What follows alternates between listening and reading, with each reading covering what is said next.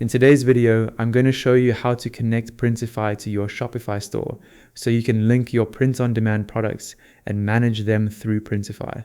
To get started, log into your Printify account and head to the dashboard. In the top left corner, open the store drop-down menu.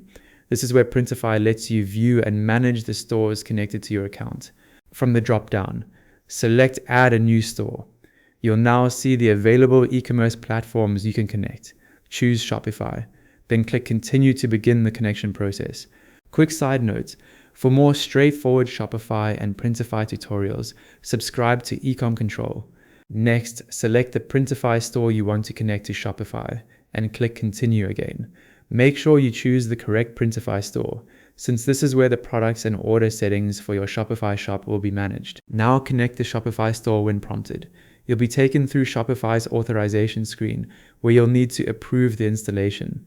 This permission allows Printify to sync products, orders, and store information with your Shopify account. Once you approve the installation, your Printify store will be connected to Shopify and ready to use.